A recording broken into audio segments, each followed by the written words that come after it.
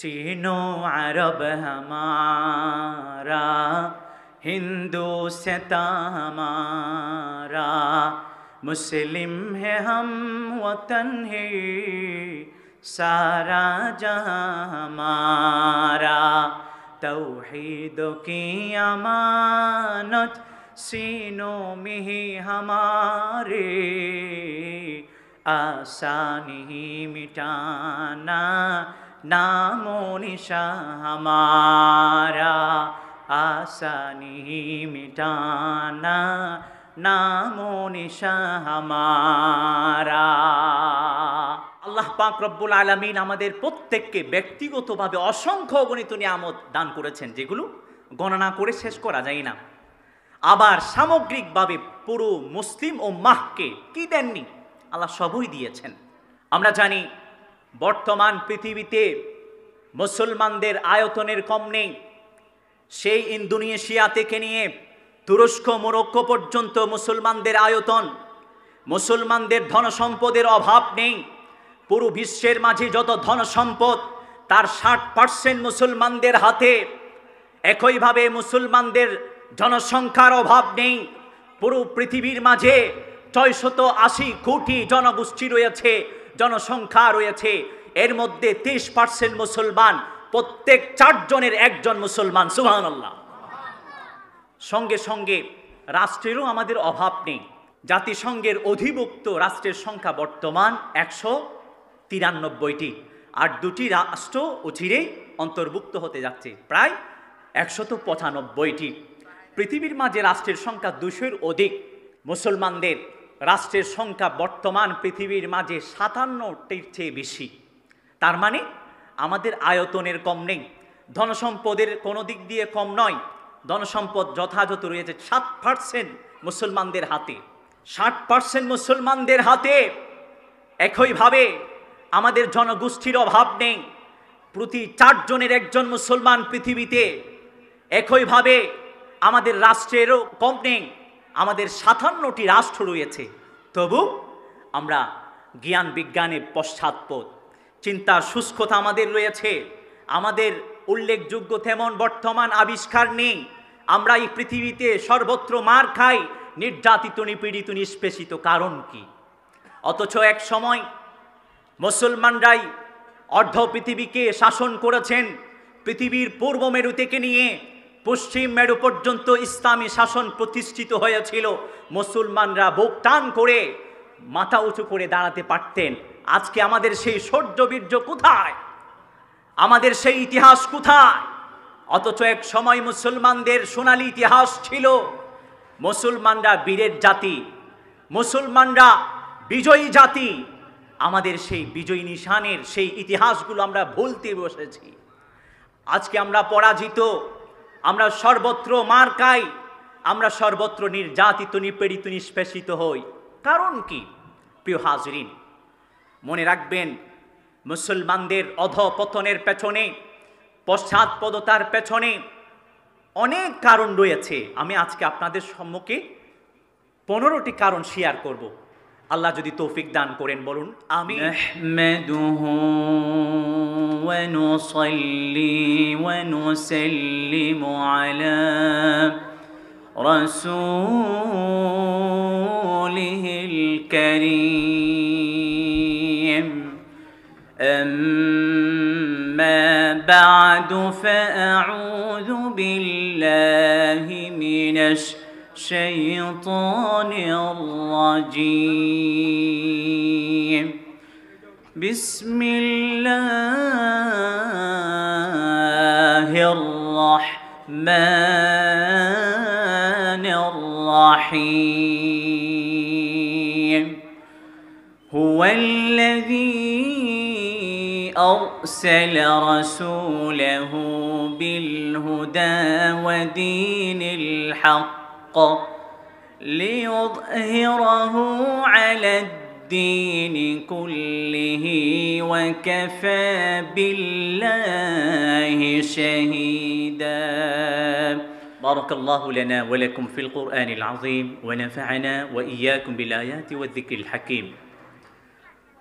কন্দকিয়া বাইতুশ Shroff complex কর্তৃক পরিচালিত কেসি আখতারুল উলুম মাদ্রাসার বার্ষিক ইসলামী মহাসম্মেলনের সর্বশেষ অধিবেশনের সম্মানিত সুযোগ্য সভাপতি, বিজ্ঞ উপস্থাপক ও মহশ্রেষ্ঠ সন্তান হযরত উলামা ইকরাম, শ্রদ্ধাস্পদ মুরব্বিয়ানে আযম, স্নেহস্পদ ব্রাদন ইসলাম, দূর দূরান্ত থেকে আগত ধর্মপ্রাণ তৌহিদি জনতা, প্রাণাধিক প্রিয় শিক্ষিত সমাজ, সুধী সমাজ, শ্রমিক বন্ধুগণ, ব্যবসায়িক বন্ধুগণ, সরকারি বেসরকারি সর্বস্তরের দায়িত্বশীল বৃন্দ, পর্দার আড়ালে থাকা সম্মানিতা শ্রদ্ধাস্পদা পর্দানশীলা মা ও বোনেরা, স্নেহের ছোট ভাইয়েরা, সর্বোপরি আমাকে যারা শুনছেন, আলোচনার প্রারম্ভনায় সূচনায় সবাইকে জানাই হৃদ্দিক আন্তরিক মোবারকবাদ উষ্ণ অভিনন্দন। সর্বপ্রথম সেই মহিয়ান গরিয়ান রব্বুল আলামিনের সমীপে কৃতজ্ঞতা জ্ঞাপন করছি, শুকরিয়া আদায় করছি, যিনি আমাদেরকে পার্থিব সকল ব্যস্ততা থেকে মুক্ত করে সলাতুল ইশা খুব সুষ্ঠু সুন্দরভাবে আদায়ের পরে একটি কোরআনী বাগান জান্নাতি উদ্যানে কোরআন সুন্নাহ ভিত্তিক আলোচনা শ্রবণ এবং উপস্থাপনের তৌফিক দান করেছেন। আমাদেরকে সুস্থ রেখেছেন, ভালো রেখেছেন, অসংখ্য অগণিত নিয়ামত দ্বারা আমাদেরকে পরিবেষ্টিত করে রেখেছেন। সেই মহিয়ান গরিয়ান রব্বুল আলামিনের জন্য অন্তরে অন্তঃস্থল থেকে সমুচ্চ স্বরে মুখ খুলে দেহের সবটুকু শক্তিকে একত্রিত করে আবারও কালিমাতুশ শুকর আদায় করে বলছি আলহামদুলিল্লাহ। কর্তৃপক্ষ একটি বিষয় বেঁধে দিয়েছে, বিষয়টি হচ্ছে মুসলিম উম্মার অধঃপতনের কারণ ও প্রতিকার। আল্লাহর কাছে দোয়া করছি, প্রত্যাশা করছি তিনি যেন কোরআন সুন্নাহ ভিত্তিক কিছু সহি শুদ্ধ কথা বলার তৌফিক দান করেন, বলুন আমিন। ওয়ামা তৌফিকি ইল্লা বিল্লাহ আলাইহি তাওয়াক্কালতু ইলাইহি উনীব সুবহানাকা লা ইলমা লানা ইল্লা মা আল্লামতানা ইন্নাকা আনতাল আলিমুল হাকিম। আমরা সবাই মুসলমান, আমরা ইসলাম ধর্ম লালন করি, পালন করি। ইসলাম ধর্ম লালন পালন করতে পেরে আমরা নিজেদের মধ্যে গর্ববোধ করি, স্বস্তি প্রশান্তি অনুভব করি। বস্তুত অর্থে আল্লাহ পাক রব্বুল আলামিন আমাদেরকে অসংখ্য অগণিত নিয়ামত রাজি দ্বারা পরিবেষ্টিত করে রেখেছেন, যা গণনা করে শেষ করবার মতো নয়। কোরআন কারীমের সূরাত ইব্রাহিমে এসেছে, রব্বুল আলামিন বলেছেন, ওয়া ইন তাউদ্দু নি'মাতাল্লাহি লা তুহসুহা, যদি তোমরা আল্লাহ পাক রব্বুল আলামিনের প্রদত্ত নিয়ামতগুলো কাউন্ট করতে যাও, গণনা করতে যাও, গণনা করতে পারো তবে গণনা করে শেষ করতে পারবা না। আল্লাহ পাক রব্বুল আলামিন আমাদেরকে অসংখ্য অগণিত নিয়ামত রাজি দ্বারা পরিবেষ্টিত করে রেখেছেন, যা আমরা গণনা করে শেষ করতে পারি না। আল্লাহ পাক রব্বুল আলামিন এত অসংখ্য অগণিত নিয়ামত দেবার পরেও মানুষ অতি অকৃতজ্ঞ। ইন্নাল ইনসানা লাযালুমুন কাফফার, মানুষ অন্যায়কারী, জালেম এবং অকৃতজ্ঞ, কৃতজ্ঞতা প্রকাশ করে না। আল্লাহ পাক রব্বুল আলামিন কর্তৃক অসংখ্য অগণিত নিয়ামতগুলোর মাঝে সবচেয়ে বড় নিয়ামত হলো আল্লাহ পাক রব্বুল আলামিন পৃথিবীর সর্বোৎকৃষ্ট সর্বশ্রেষ্ঠ নিয়ামত আমাদের প্রত্যেককে ঈমান নসিব করেছেন, আলহামদুলিল্লাহ। এর চেয়ে বড় নিয়ামত আর কিছুই হতে পারে না। ঈমান কত বড় নিয়ামত আপনি জানেন? আপনি আমি যতই ভালো কাজ করি না কেন, যদি আমার মাঝে আপনার মাঝে ঈমান না থাকে, সেই ইবাদত, সেই ভালো কাজ, সেই পুণ্যময় কাজ আল্লাহর দরবারে কবুল হবে না। কাফের, মুশরিক, পৌত্তলিক, নাস্তিক, মুরতাদ, যাদের অন্তরে ঈমান নেই, তাদের পুণ্যময় কাজগুলোকে, ইবাদতগুলোকে আল্লাহ পাক রব্বুল আলামিন মরীচিকার সঙ্গে তুলনা করেছেন। কোরআনুল কারীমের সূরাতুন নূরে এসেছে, রব্বুল আলামিন বলেছেন, ওয়াল্লাযীনা কাফারু আ'মালুহুম কাসারাবিন বিকিয়া ইয়াহসাবুহু যামআনু মাআ। যারা কাফের তাদের পুণ্যময় কাজগুলোর তুলনা হলো মরীচিকার নিয়ে। মরীচিকার যেমন কোনো অস্তিত্ব নেই, তাদের কর্মকাণ্ড ভালো ভালো আমলগুলোর পুণ্যময় কাজগুলোর কোনো অস্তিত্ব আল্লাহর দরবারে নেই। মরীচিকার যেমন অস্তিত্ব নেই, প্রতিদান প্রাপ্তির ক্ষেত্রে কাফের, মুশরিক, পৌত্তলিক, নাস্তিক, মোরতাদদের পুণ্যময় কাজের কোনো অস্তিত্ব নেই। পুণ্যময় কাজগুলোর প্রতিদান তারা আল্লাহর কাছে পাবে না পরকালীন জীবনে। হ্যাঁ, তাদের পুণ্যময় কাজগুলোর প্রতিদান হয়তো আল্লাহ ইচ্ছা করলে দুনিয়াতে দিয়ে দেবেন। তাহলে বোঝাই যাচ্ছে ঈমান কত গুরুত্বপূর্ণ আল্লাহর পক্ষ থেকে প্রদত্ত নিয়ামত। আল্লাহ পাক রব্বুল আলামিন আমাদের প্রত্যেককে তিনি ঈমান নসিব করেছেন, আলহামদুলিল্লাহ। এর চেয়ে বড় নিয়ামত আর কিছুই হতে পারে না। প্রিয় হাজরিন, এরপরে আল্লাহ পাক রব্বুল আলামিন আমাদের প্রত্যেককে ব্যক্তিগতভাবে অসংখ্য অগণিত নিয়ামত দান করেছেন, যেগুলো গণনা করে শেষ করা যায় না। আবার সামগ্রিকভাবে পুরো মুসলিম উম্মাহকে কি দেননি, আল্লাহ সবই দিয়েছেন। আমরা জানি বর্তমান পৃথিবীতে মুসলমানদের আয়তনের কম নেই।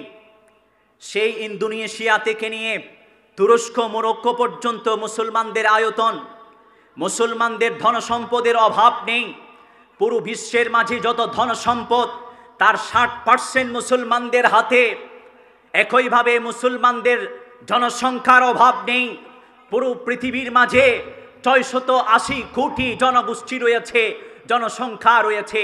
এর মধ্যে 30% মুসলমান, প্রত্যেক 4 জনের 1 জন মুসলমান। সুবহানাল্লাহ। সঙ্গে সঙ্গে রাষ্ট্রেরও আমাদের অভাব নেই।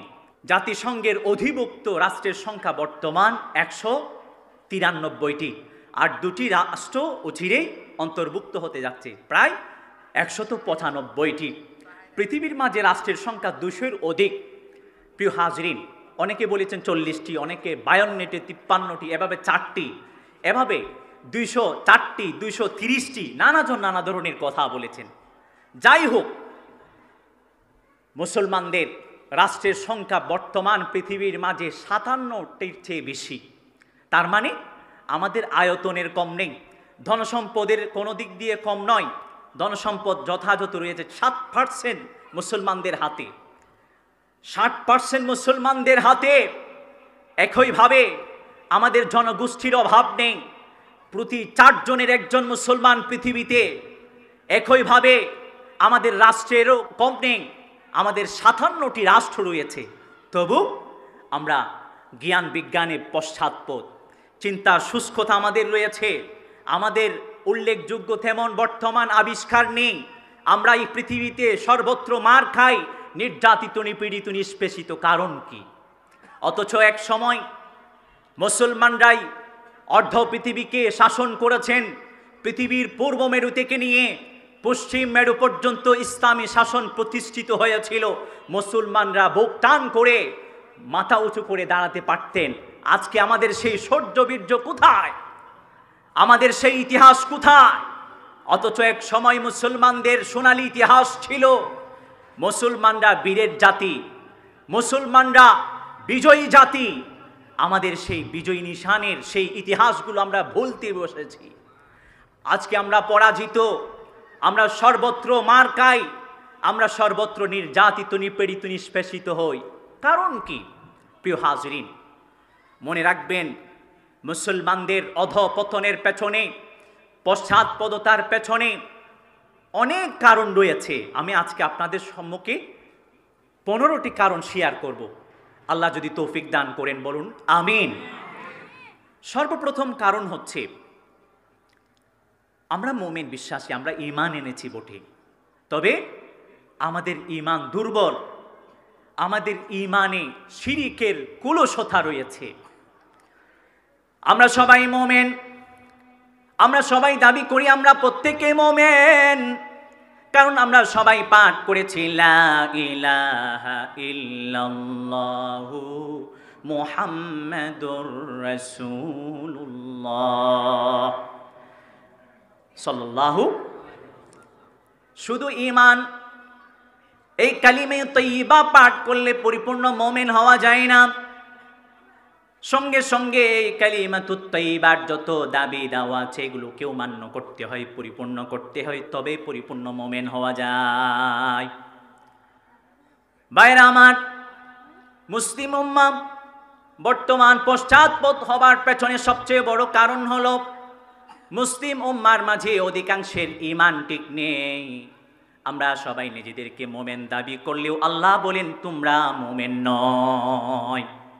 মিনহুমুল মুমিনুনা ওয়া আকসারুহুমুল ফাসিকুন। আল্লাহ পাক রব্বুল আলামিন বলেছেন তোমাদের কতক কেবলমাত্র মুমিন বিশ্বাসী আর অধিকাংশই ফাসিক এবং কাফের, মুশরিক, পত্তলিক। আমরা নিজেদেরকে মুমিন দাবি করলেও আমাদের ঈমান আল্লাহর কাছে গ্রহণযোগ্য নয়, কারণ আমাদের অধিকাংশের ঈমানের মধ্যে ভেজাল আছে, শিরিকের ছড়াছড়ি আছে, শিরিকের গন্ধ আছে। খুব ভালোভাবে মনে রাখবেন, আল্লাহ পাক রব্বুল আলামিন মুসলিম উম্মাহকে সর্বোৎকৃষ্ট সর্বশ্রেষ্ঠ জাতি বলে আখ্যায়িত করেছেন। সর্বোৎকৃষ্ট সর্বশ্রেষ্ঠ জাতি হবার পেছনে 4টি শর্ত যুক্ত করে দিয়েছেন, সেখান থেকে একটি হলো ঈমান। কুনতুম খায়রা উম্মাতিন উখরিজাত লিন-নাসি তা'মুরুনা বিল মা'রুফ ওয়া তানহাউনা 'আনিল মুনকারি ওয়া তু'মিনুনা বিল্লাহ। আল্লাহ পাক রব্বুল আলামিন বলেছেন তোমরা সর্বোৎকৃষ্ট জাতি, এই শর্তে যে তোমরা পরোপকারী হবে, মানুষের কল্যাণ সাধন করবে। দ্বিতীয় নাম্বার হলো মানুষকে সৎ কাজের আদেশ দেবে। তৃতীয় নাম্বার হলো মানুষকে অসৎ কাজ থেকে নিবৃত্ত করবে, নিষেধাজ্ঞা প্রদর্শন করবে। চতুর্থত হলো আল্লাহর প্রতি বিশ্বাস স্থাপন করবে। 4টা শর্ত। 1 নাম্বার হলো পরোপকার, মানুষের কল্যাণকামিতা। দ্বিতীয় নাম্বার হলো সৎ কাজের আদেশ। তৃতীয়ত অসৎ কাজ থেকে নিষেধাজ্ঞা করা। চতুর্থত হলো আল্লাহর প্রতি যথাযথভাবে পরিপূর্ণরূপে ঈমান আনয়ন করা। এই যে আমাদের শ্রেষ্ঠত্ব, শ্রেষ্ঠত্বের সঙ্গে আল্লাহ পাক রব্বুল আলামিন ঈমানকে যুক্ত করে দিয়েছেন। আবার আল্লাহ পাক রব্বুল আলামিন বলেছেন ওয়ালা তাহিনু ওয়ালা তাহজানু ওয়া আনতুমুল আ'লাউনা ইন কুনতুম মুমিনিন। যদি তোমরা বিশ্বাসী হও, তোমরা ভেঙে পড়ো না, তোমরা চিন্তিত হয়ো না, তোমরা ভারাক্রান্ত হয়ো না, তোমরাই জিতবে, তোমরাই সফলতা অর্জন করবে। আল্লাহ পাক রব্বুল আলামিন এই আয়াতের মধ্যেও ঈমানকে আমাদের সফলতার জন্য শর্ত যুক্ত করে দিয়েছেন। যেন ভাইরা আমার, আল্লাহ পাক রব্বুল আলামিন কুরআনুল কারীমের সূরাতুন নিসার মধ্যে বলেছেন ইয়া আইয়ুহাল্লাযীনা আমানু আমিনু বিল্লাহি ওয়া রাসূলিহি ওয়াল কিতাবিল্লাযী নাযালা আলা রাসূলিহি। হে বিশ্বাসীরা, তোমরা আল্লাহর প্রতি এবং তার রাসূলের প্রতি এবং তার রাসূলের উপর নাজিলকৃত কুরআনুল কারীমের প্রতি পরিপূর্ণরূপে ঈমান আনয়ন করো। আল্লাহ পাক রব্বুল আলামিন বলেন ইয়া আইয়ুহান নাস, হে লোক সকল বলেননি। আল্লাহ পাক রব্বুল আলামিন বরঞ্চ বলেছেন ইয়া আইয়ুহাল্লাযীনা আমানু, হে মুমিনরা তোমরা ঈমান আনয়ন করো। তার মানে আল্লাহ পাক রব্বুল আলামিন বোঝাতে চান তোমরা যে ঈমান আনয়ন করো, এই ঈমান পরিপূর্ণ ঈমান নয়, বরঞ্চ হে বিশ্বাসীরা তোমরা পরিপূর্ণরূপে ঈমান আনয়ন করো এবং এই ঈমানের উপর তোমরা অটল অনড় অবিচল থাকো। সুবহানাল্লাহ। ভাইরা আমার, তাহলে আমাদের মাঝে স্পষ্ট হয়ে গেল যে আমরা নিজেরা নিজেদেরকে মুমিন বললেও অনেক সময় দেখা যায় আমাদের ঈমানের মধ্যে ভেজাল আছে, ঠিক কিনা?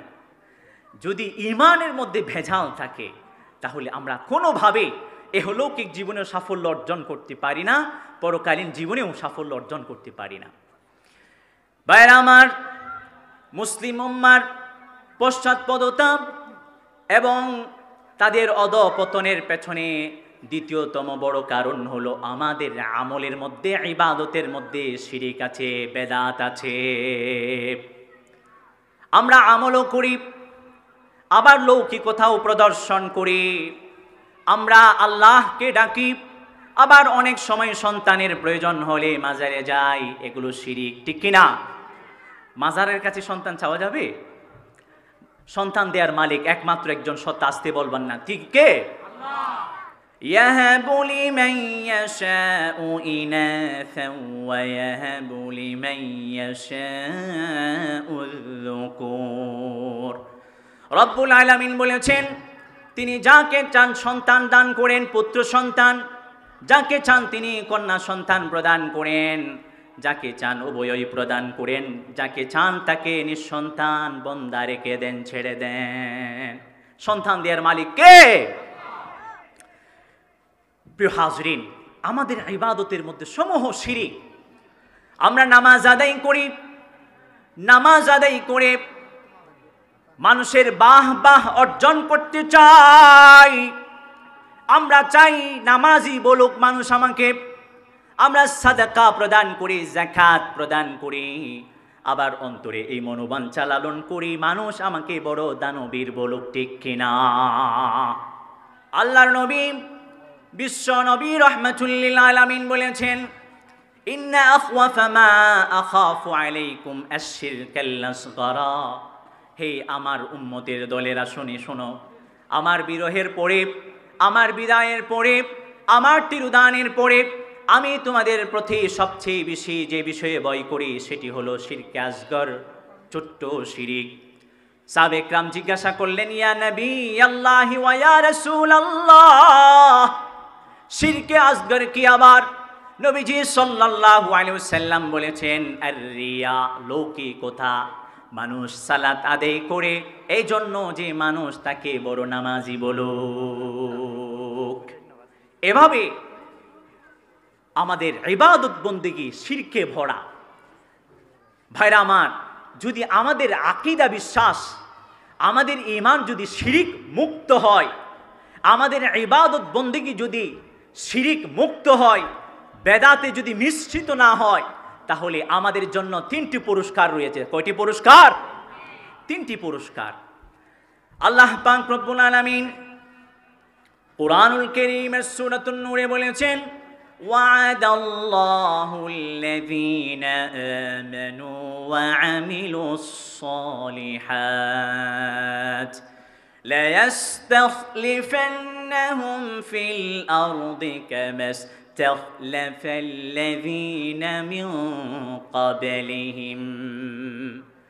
আল্লাহ পাক রব্বুল আলামিন যারা পরিপূর্ণরূপে ঈমান আনয়ন করেছেন, পরিপূর্ণরূপে মুমিন, পরিপূর্ণরূপে শিরিক মুক্ত, বেদাত মুক্তভাবে আল্লাহর ইবাদত বندگی করেন, তাদেরকে তিনটি পুরস্কারের প্রতিশ্রুতি দিয়েছেন। এক নাম্বার প্রতিশ্রুতি হলো আল্লাহ পাক রব্বুল আলামিন ও সমস্ত মুমিন বান্দাদেরকে রাজ্য ক্ষমতা প্রদান করবেন। সুবহানাল্লাহ।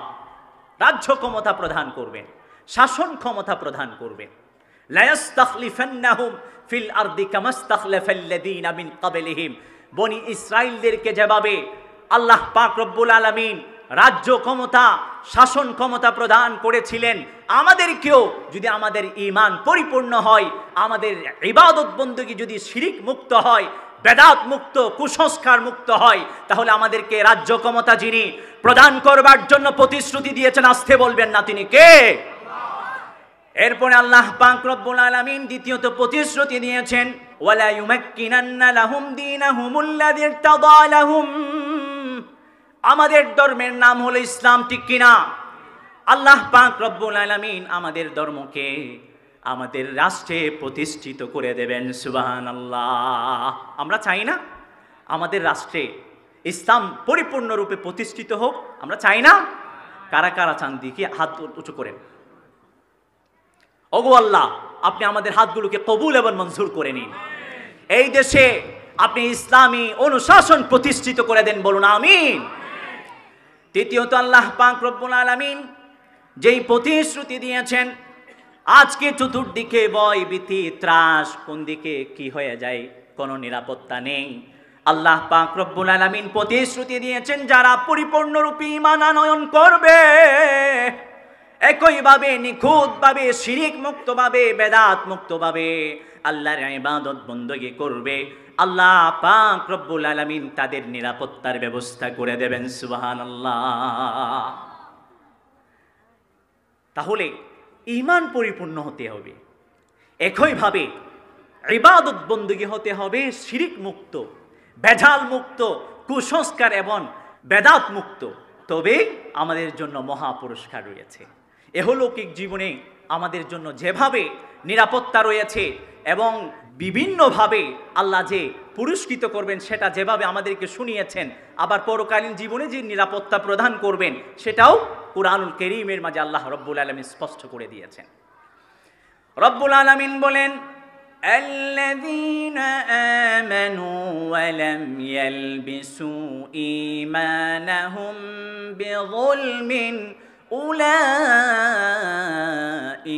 لهم الأمن وهم মুহতাদুন। আল্লাহু আকবার। আল্লাহ পাক রব্বুল আলামিন বলেছেন, যারা ঈমান আনয়ন করে ঈমানের সঙ্গে জুলুমততা শিরিককে মিশ্রিত করে না, ফাউলাইকা লাহুমুল আমনু, তাদের জন্য ইহলৌকিক জীবনে যেভাবে নিরাপত্তা রয়েছে, পরকালীন জীবনে নিরাপত্তার যিনি ব্যবস্থা করে দেবেন তিনি কে? ওয়াহুম মুহতাদুন, তারা সুপথ প্রাপ্ত। তার মানে এই সুপথ প্রাপ্ত দল যারা পরিপূর্ণরূপে ঈমান আনয়ন করেছে, নিখুঁতভাবে শিরিক মুক্তভাবে, কুসংস্কার এবং বেদাত মুক্তভাবে আল্লাহর ইবাদত বندگی করে, এরা ইহলৌকিক জীবনের মায়া ত্যাগ করে চোখ বন্ধ করতে দেরি, কবরে যেতে দেরি, কবরের সঙ্গে জান্নাতুল ফিরদাউসের সঙ্গে কানেক্টিভিটি অন হতে দেরি হবে না। সুবহানাল্লাহ। আল্লাযীনা আমানু ওয়া লাম ইয়ালবিসু ঈমানাহুম বিযুলমিন উলাইকা লাহুমুল আমনু ওয়া হুম মুহতাদুন। প্রিয় ভাইয়েরা আমার, আজকে আমরা ঈমান আনি কিন্তু ঈমানের মধ্যে শিরিক আছে, ইবাদত করি কিন্তু ইবাদতের মধ্যে শিরিক আছে, একইভাবে কুসংস্কার এবং বেদাত যেন আমাদের ইবাদত বندگیগুলোকে আচ্ছন্ন করে নেয়। প্রিয় ভাইয়েরা আমার, আমাদের ঈমানকে করতে হবে খাঁটি। আমরা সবাই ঈমানে মুজমল পাঠ করিনি, পারি না সবাই? সবাই সবাই আমার মুখে মুখে পাঠ করুন তো দেখি। আমানতু বিল্লাহি ওয়া মালাইকাতিহি ওয়া কুতুবিহি ওয়া রুসুলিহি ওয়াল ইয়াউমিল আখিরি ওয়াল কদরি খাইরিহি ওয়া শাররিহি মিনাল্লাহি তাআলা ওয়াল বা'থি বা'দাল মাউত। একটি হাদিসে জিব্রাইল নামে প্রসিদ্ধ হাদিস আছে। জিব্রাইল আলাইহিস সালাতু ওয়াসসালাম বিশ্ব মানবতার কাণ্ডারি, নিখিল বিশ্বের কল্যাণ আশীর্বাদের মর্ত প্রতীক বিশ্ব নবী, সমগ্র সৃষ্টিকুলের নবী, সর্বশ্রেষ্ঠ নবী, সর্বশেষ নবী হযরত মুহাম্মদ মুস্তাফা সাল্লাল্লাহু আলাইহি ওয়াসাল্লামকে সে হাদিসের মধ্যে এসেছে প্রশ্ন করে চললেন, ইয়া মুহাম্মদ মাল ঈমান, হে মুহাম্মদ সাল্লাল্লাহু আলাইহি ওয়াসাল্লাম ঈমান কাকে বলে? তখন নবীজি সাল্লাল্লাহু আলাইহি ওয়াসাল্লাম ঈমানের সংজ্ঞা প্রদান করেননি, ডেফিনেশন দেননি, বরঞ্চ ঈমানের যেই 6টি আরকান আছে সেগুলোকে আল্লাহর রাসূল সাল্লাল্লাহু আলাইহি ওয়াসাল্লাম উপস্থাপন করেছেন। নবীজি সাল্লাল্লাহু আলাইহি ওয়াসাল্লাম বলেছেন, ঈমানের আরকান হলো আনতুমিনা বিল্লাহি ওয়া মালাইকাতিহি ওয়া কুতুবিহি ওয়া রুসুলিহি ওয়াল ইয়াউমিল আখিরি ওয়াল কদরি খাইরিহি ওয়া শাররিহি মিনাল্লাহি তাআলা। এই 6টি ঈমানের আরকান, মৌলিক বিষয়, এগুলোর প্রতি আমরা ঈমান আনয়ন করেছি। এখন একটা একটা যদি খতিয়ে দেখেন, দেখবেন যে আমরা সবাই ঈমান থেকে অনেকে বের হয়ে যাচ্ছি, অনেকে ঈমান থেকে মুমিন হওয়া থেকে বের হয়ে যাচ্ছি।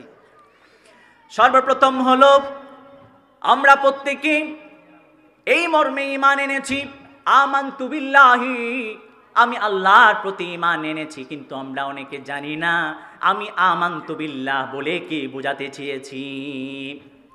বস্তুত অর্থে আমানতু বিল্লাহ বলে আমরা এই মর্মে বিশ্বাস স্থাপন করছি এবং মৌখিকভাবে স্বীকৃতি প্রদান করছি, আমি আল্লাহর প্রতি 6টি বিষয়ে ঈমান আনয়ন করলাম।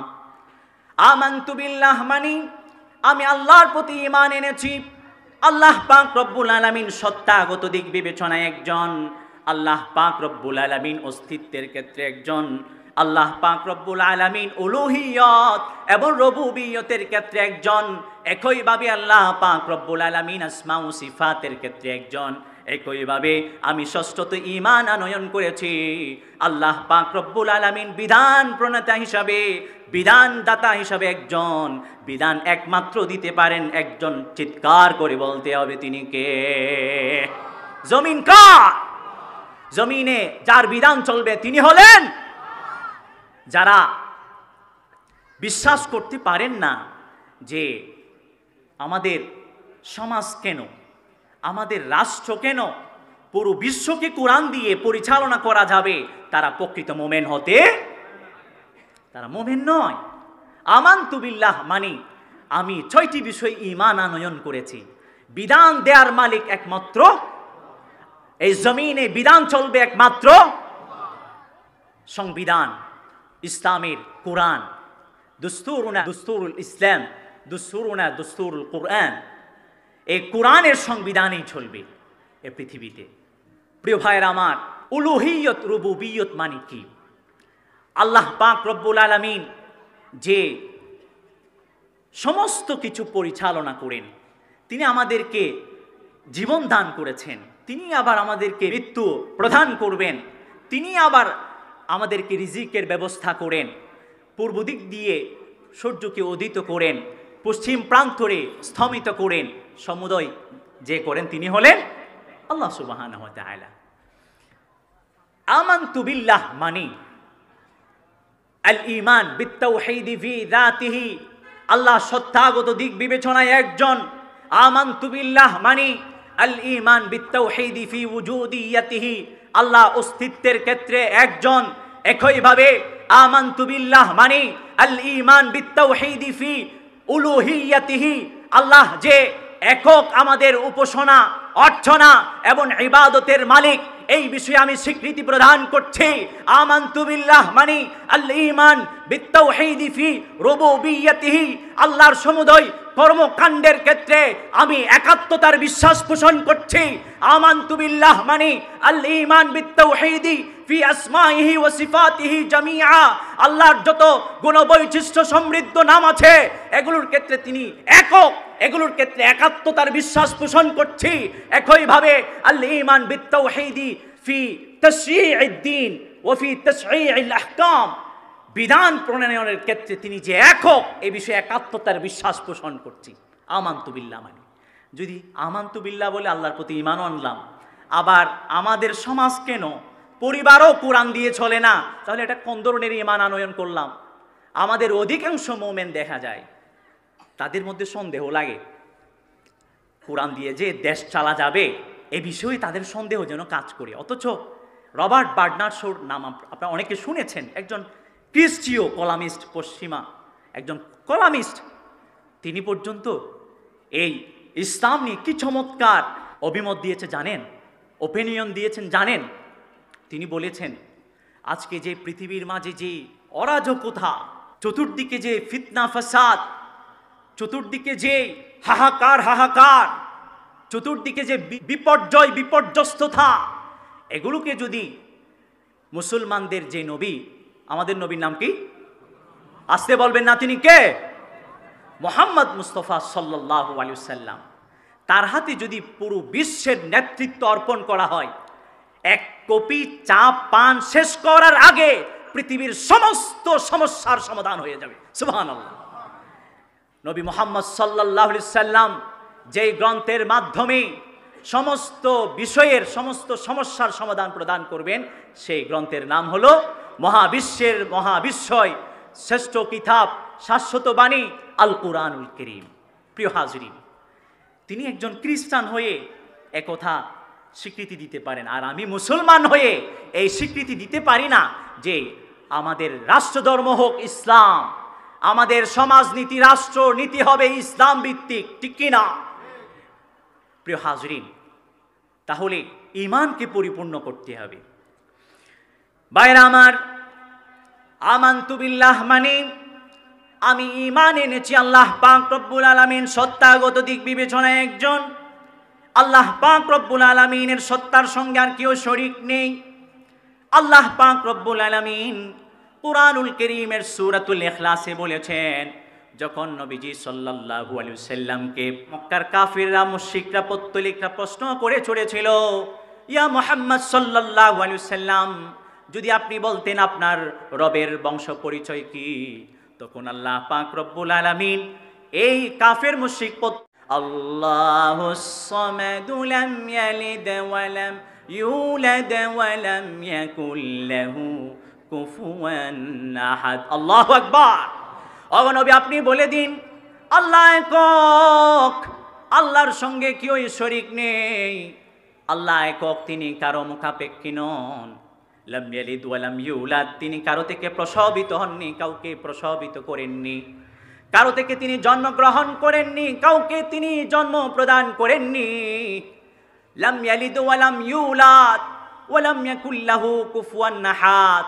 তার সত্তাগত দিক বিবেচনায়, তার আসমা সিফাতের ক্ষেত্রে, তার শক্তিমত্তা, তার রাজত্বের ক্ষেত্রে তার কোনো সমকক্ষ নেই।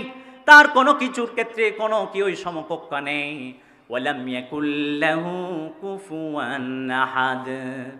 এভাবে আল্লাহ পাক রব্বুল আলামিন নিজের পরিচয় তুলে ধরেছেন। তিনি একক, তিনি কারো মুখাপেক্ষী নন, তিনি কারো থেকে প্রসবিত হননি, কাউকে প্রসবিত করেননি। তার সমকক্ষ কোনো কিছুর ক্ষেত্রে কেউই নেই। আল্লাহ পাক রব্বুল আলামিন আবার অস্তিত্বের দিক বিবেচনায় একজন, যিনি সব সময় ছিলেন, আছেন, সব সময় থাকবেন, তিনি হলেন আল্লাহ। কুল্লু মান আলাইহা ফান ওয়া ইয়াবকা ওয়াজহু রাব্বিকা যুল জালালি ওয়াল ইকরাম। দরাদামে ভূপৃষ্ঠ জুড়ে যা যা কিছু আছে সমুদয় ধ্বংসশীল, একমাত্র একজন সত্তা অক্ষয় অব্যয় থাকবেন, সেই সত্তার নাম হলো আল্লাহ।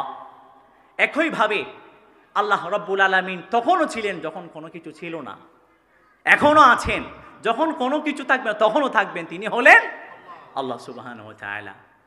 একইভাবে তিনি একমাত্র আমাদের অর্চনা, ইবাদত, বندگی, উপাসনার মালিক।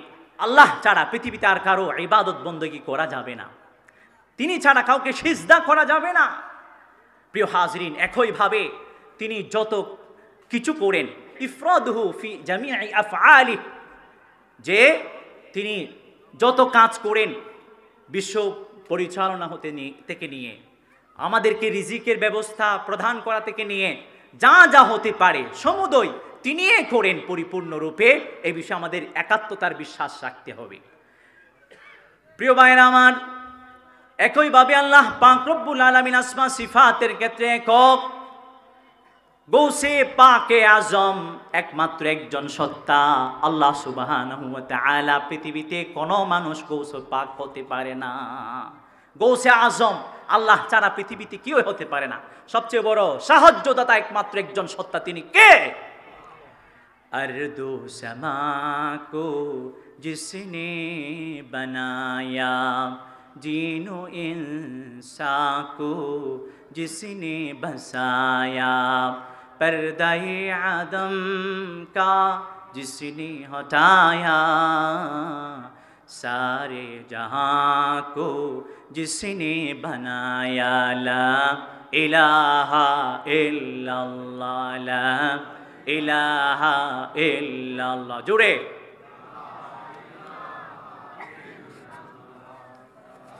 লা ইলাহা ইল্লাল্লাহু মুহাম্মাদুর রাসূলুল্লাহ সাল্লাল্লাহু।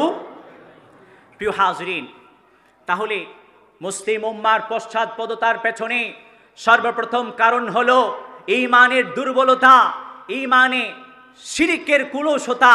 দ্বিতীয় নাম্বার হচ্ছে ইবাদত বন্দেগীতে শিরিক এবং বেদাতের ছড়াছড়ি। তৃতীয় নাম্বার হলো মুসলিম উম্মাহ আজকে অধঃপতনের অতলে তলিয়ে যাচ্ছে। এর পেছনে সবচেয়ে বড় কারণ হলো আমরা কোরআন ছেড়ে দিয়েছি। কোরআন ছেড়ে দিয়েছি। আমরা জানি এক সময় মুসলমানরা পুরো অর্ধ পৃথিবীকে শাসন করেছে। মুসলমানদের নাম শুনলে বাতিলি যত অশুভ শক্তি ছিল সবগুলোর মস্তক থরথর করে কাঁপত। সুবহানাল্লাহ বলেন। আজকে তো নাম শুনলে সামনে আয়, সামনে আয়, মাথা কেটে আলাদা করে দেব, এখন মুসলমানদেরকে বলা হয়। ফিলিস্তিনে ৭৫ বছরের চেয়েও বেশি সময় জুড়ে ইসরায়েলি লাল কুত্তরা আমেরিকার মদত পুষ্টতায় সিক্ত হয়ে মুসলমানদের উপর নির্বিচারে আবাল বৃদ্ধ বনিতা শিশু কিশোরদের উপর এভাবে মুসলিম নারীদের উপর নানা ধরনের নানা উপায়ে জুলুম নির্যাতন নিপীড়ন নিষ্পেষণ চালিয়ে আসছে। আজকে পৃথিবী নির্বাক কেন? যখন ইসরায়েলিদেরকে ফিলিস্তিনের বিরুদ্ধে, ফিলিস্তিনের মুসলমানদের বিরুদ্ধে আমেরিকা যখন সাহায্য করছিল তখন তো পৃথিবী কিছু বলে নেই, তাকে বাধা প্রদান করে নেই। আজকে লস অ্যাঞ্জেলেসে দাবানল চলছে। আমরা যেহেতু মানবিক ধর্ম লালন করি, পালন করি, বিশ্ব মানবতার কাণ্ডারি হযরত মুহাম্মদ মুস্তাফা সাল্লাল্লাহু আলাইহি সাল্লাম, সেজন্য আমাদের অন্তর ঘামছে। যারা মুসলমান ওখানে শাহাদতের অমীয় সুদা পান করেছে, আমরা আল্লাহর কাছে দোয়া করছি তাদের প্রত্যেককে আল্লাহ কবুল করুক, বলুন আমিন। তবে এই যে দাবানল, এর পেছনে ফিলিস্তিনি নারী শিশু কিশোরদের বদদুয়া আছে, ঠিক কিনা? প্রিয় হাজিরিন, মুসলমানদের রক্ত, মুসলমানদের অশ্রুসিক্ত নয়নের যেই পানি, সেই পানি যে জমিন স্পর্শ করে সেই জমিনে ইসলাম প্রতিষ্ঠিত হতে আর সময় লাগে না, ঠিক কিনা? পৃথিবীর মানচিত্রেও চিরেই দেখবেন ফিলিস্তিন একটি স্বাধীন রাষ্ট্র। ইনশাআল্লাহ আল্লাহ ফিলিস্তিনকে একটি স্বাধীন রাষ্ট্র হিসাবে পৃথিবীর মানচিত্রে কবুল এবং মঞ্জুর করে নিক, বলুন আমিন। ইসরায়েলকে উৎখাত করে দিক, বলুন আমিন। ইসরায়েলকে যারা সহযোগিতা করেছে আল্লাহ পাক রব্বুল আলামিন সর্বোত্তম ইন্তিকাম গ্রহণ করুন, বলুন আমিন। মুসলমানরা এক সময় বিজয়ী জাতি ছিল, মুসলমানদের শৌর্যবীর্য আছে, তাদের সোনালী ইতিহাস আছে। আজকে মুসলমানরা এভাবে নিভিয়ে পড়েছে কেন? তারা পশ্চাৎপদ কেন? কারণ আমরা কোরআন ছেড়ে দিয়েছি, কোরআনের হকুকাতগুলো আমরা আদায় করি না। আল্লামা ইকবাল চমৎকার বলেছেন, ও জমানে মে মুআজ্জাজ তে হামিলে কুরআন কর, আর তুম জলিল খার হোয়ে तारके कुरान कर। वो ज़माने में मुअज़्ज़ज़ थे हामिले कुरान कर, और तुम जलील खार हुए तारके कुरान कर। সেই জমানায় মুসলমানরা কোরআনকে ধারণ করবার কারণে পুরো পৃথিবীকে তারা নেতৃত্ব দিতে সক্ষম হয়েছে। আজকে আমরা কোরআন ছেড়ে দিয়েছি, এর জন্য সর্বত্র আমরা মার খাচ্ছি, লাঞ্ছিত, অপদস্থ এবং নির্যাতিত, নিপীড়িত, নিষ্পেষিত হচ্ছি। প্রিয় ভাইরা আমার, আমরা যে কোরআনুল কারীমের হক আদায় করব, হক আদায় করার জন্য হকগুলো কি কি জানতে হবে। তো আমরা এমন একটি জাতি, আমরা কোরআনের হকগুলো কি কি সমুদয় আমরা জানি না। কোরআনুল কারীমের পরিপূর্ণরূপে ৮টি বিশেষ হক রয়েছে। ১ নাম্বার হলো পরিপূর্ণরূপে কোরআনুল কারীমের প্রতি ঈমান আনয়ন করা। ২য় নাম্বার হলো কোরআন এটি কার কালাম? আসতে বলবেন, এটা কার কালাম? ফাদলু কালামিল্লাহি আলা সাইরিল কালামি কাফাদলিল্লাহি আলা খালকি أو كما قال النبي صلى الله عليه وسلم। পৃথিবীতে যত গ্রন্থাবলী আছে এগুলো হলো মানব রচিত গ্রন্থ, মানব রচিত পুস্তিকা। এই কোরআন কিন্তু মানব রচিত নয়, এটি কার কালাম? এই কালামুল্লাহর সঙ্গে পৃথিবীর কোন গ্রন্থের কোন কালামের তুলনা চলে না। আল্লাহর কালাম কোরআনুল কারীমের সম্মান মর্যাদা ফজিলত শ্রেষ্ঠত্বের মানদণ্ডে অন্যান্য সকল কালামের উপর তেমনি আল্লাহ পাক রব্বুল আলামিনের সম্মান মর্যাদা ফজিলত শ্রেষ্ঠত্বের মানদণ্ডে তার সমুদয় সৃষ্টিকুলের উপর যেমনি। সুবহানাল্লাহ। তার মানে আল্লাহর সঙ্গে যেমন কোনো সৃষ্টির তুলনা চলে না, এই কালামুল্লাহর সঙ্গে অন্য কোনো কালামের তুলনা চলে না। প্রিয় হাজরিন, কোরআনুল কারীমকে সর্বোচ্চ সম্মান প্রদর্শন করতে হবে। এটি আল্লাহর কালাম, এটিকে মহব্বত করতে হবে। কোরআনুল কারীমের তৃতীয়ত হক হচ্ছে কোরআন দিবারাত্রি সবসময় তেলাওয়াত করা। আমরা তো তেলাওয়াত করি না, আমরা তেলাওয়াত করি না। কোরআনুল কারীমের চতুর্থ হক হচ্ছে কোরআনুল কারীম অনুপাতে আমল করা। আমরা কোরআন অনুপাতে ব্যক্তিগত জীবনে কিছু কিছু ছেঁড়াফাড়া আমল করলেও পারিবারিক জীবনে কোরআন নেই, সামাজিক জীবনে কোরআন নেই, রাষ্ট্রীয় জীবনে কোরআন নেই, ঠিক কিনা? প্রিয় হাজরিন, কোরআনের পঞ্চম হক হচ্ছে কোরআন নিয়ে চিন্তা গবেষণা করা, হাক্কুত তাদাব্বুর। এটা চিন্তা গবেষণার জন্য আল্লাহ নাজিল করেছেন। এটা নিয়ে তাবিজ বিক্রি করার জন্য নয়। এটাকে আমরা তাবিজের কিতাব বানিয়ে ফেলছি। আমরা কি করি? কোরআন নিয়ে কিছু সূরা লিখে তাবিজ দিই, মনে করেছি এটি তাবিজের কিতাব। অথচ আল্লাহ পাক রব্বুল আলামিন এই কোরআনকে নাজিল করেছেন হুদাল লিল মুত্তাকিন, হুদাল লিন-নাস ওয়া বাইয়িনাতিন মিনাল হুদা ওয়াল ফুরকান।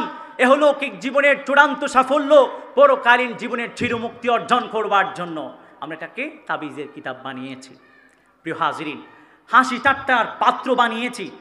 আপনারা দেখেন না ইউটিউবে অনেক বক্তা, ওখানে থাম্বনেইল দেওয়া হয় যে হাসির মজার ওয়াজ, দেখছেন?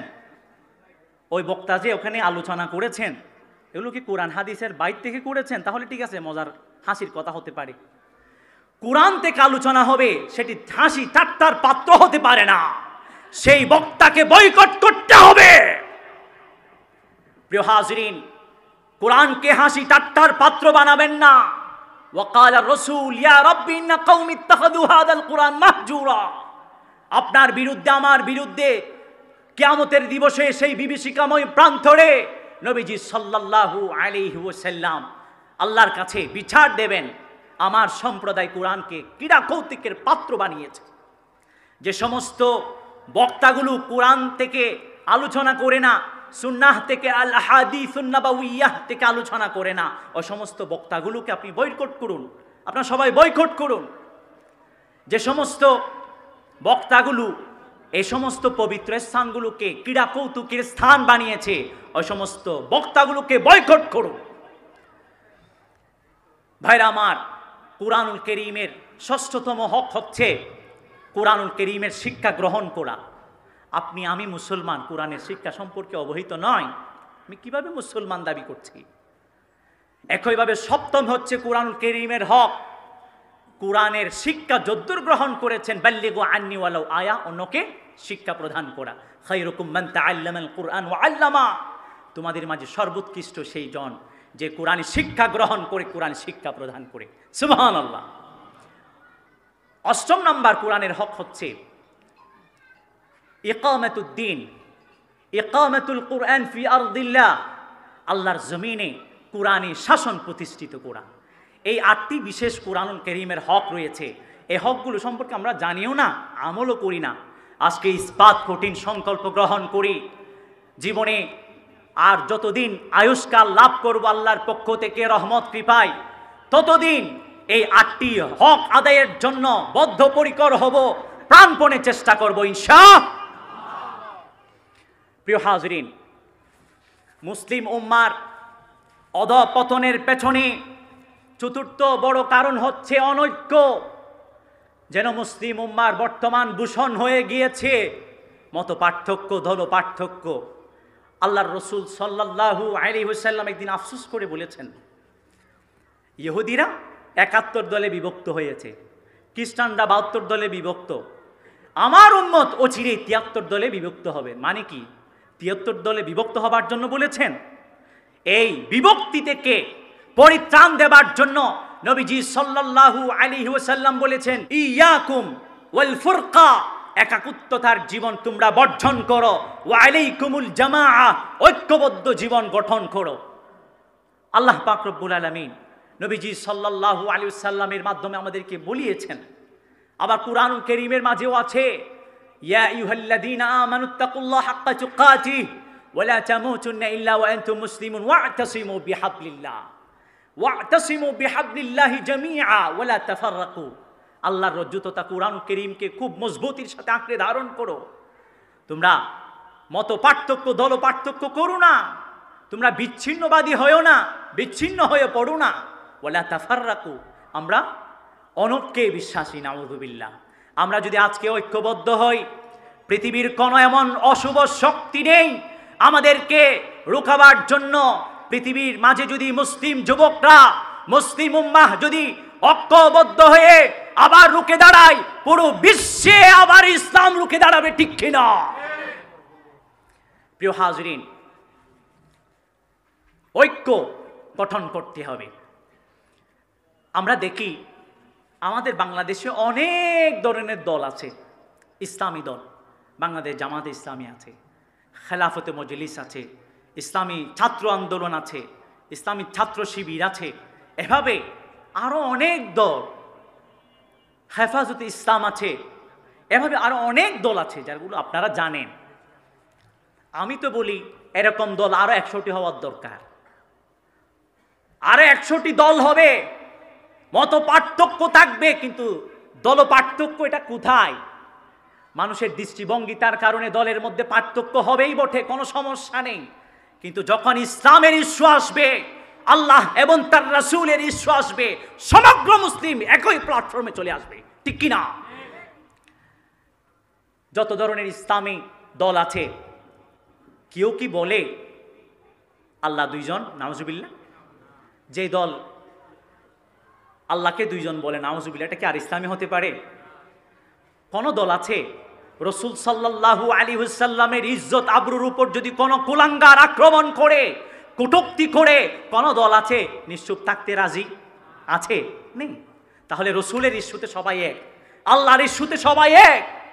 নামাজ যে প্রতিষ্ঠিত হলে সমাজে কোনো ধরনের অন্যায় অনাচার থাকবে না, পাকপঙ্কিলতা থাকবে না, অপরাধমূলক অপতৎপরতা থাকবে না, অন্যায়মূলক অপতৎপরতা থাকবে না, এতে কোনো সন্দেহ আছে? ইন্নাস সালাহ তানহা আনিল ফাহশাই ওয়াল মুনকার। এভাবে মৌলিক ইসলামের যে সমস্ত বিষয়গুলো আছে, ইস্যুগুলো আছে, সমগ্র মুসলিম উম্মাহকে এক করবার স্বার্থে সমগ্র দলকে একত্রিত হয়ে যেতে হবে একই প্ল্যাটফর্মে, তবে এই বিজয় সুনিশ্চিত ইনশাআল্লাহ। প্রিয় হাজরিন, অনৈক্য ভেঙে ফেলতে হবে, ঐক্য গঠন করতে হবে। মত পার্থক্য হতেই পারে দৃষ্টিভঙ্গিতার পার্থক্যের কারণে, এই দলেও পার্থক্য হতেই পারে দৃষ্টিভঙ্গিতার পার্থক্যের কারণে। তবে মনে রাখবেন, রাসূল সাল্লাল্লাহু আলাইহি ওয়াসাল্লাম বলেছেন, যদি তোমরা জাহান্নাম থেকে বাঁচতে চাও, মা আনা আলাইহি ওয়া আসহাবি, আমার উম্মত যে অচিরেই ৭৩ দলে বিভক্ত হবে, সবাই জাহান্নামে যাবে, একটি দল ব্যতী রেখে, যেই দল আমি এবং আমার সাহাবে ক্রামের মতাদর্শর এবং পথের উপর অটল অবিচল, ওই দল ব্যতী রেখে সবাই জাহান্নামে যাবে। সেজন্য আমাদেরকে সাহাবে ক্রামের সেই পদাঙ্ক অনুসরণ করতে হবে, রাসূল সাল্লাল্লাহু আলাইহি ওয়াসাল্লামের সেই সুন্নাহকে আঁকড়ে ধারণ করতে হবে। রাসূল সাল্লাল্লাহু আলাইহি ওয়াসাল্লাম বলেছেন, খুলাফায়ে রাশিদার সুন্নাহকে আঁকড়ে ধারণ করবার জন্য, ওয়াদ্দু আলাইহা বিন নওয়াজিস, যে মাড়ির বড় বড় দন্ত আছে, এগুলোকে ইউজ করে হলেও সাহাবে ক্রামের মধ্যে যারা খুলাফায়ে রাশিদিন আছেন তাদের সুন্নাহকে আঁকড়ে ধারণ করবার জন্য, যাতে করে উম্মার মাঝে দল পার্থক্য হলেও, মত পার্থক্য হলেও প্রধান প্রধান বিষয়গুলোতে সবাই এক হয়ে যেতে পারে। সুবহানাল্লাহ।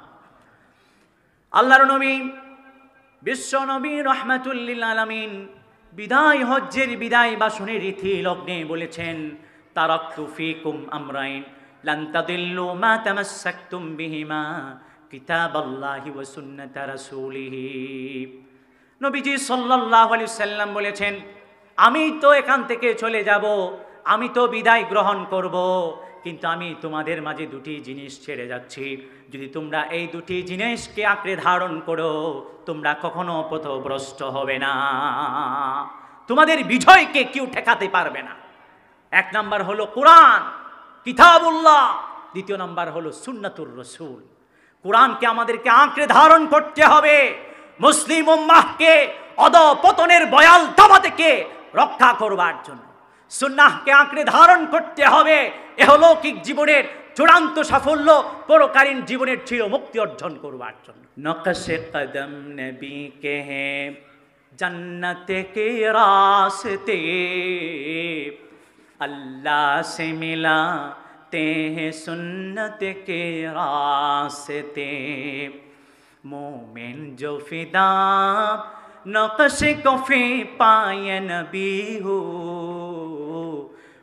ज़ेर कदम आज भी आलम का खजीना, हो ज़ेर कदम आज भी आलम का खजीना।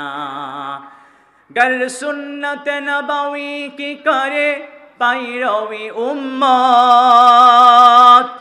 गर सुन्नत नबवी की करे पैरवी उम्मत, तूफान से निकल जाएगा फिर उसका सफीना।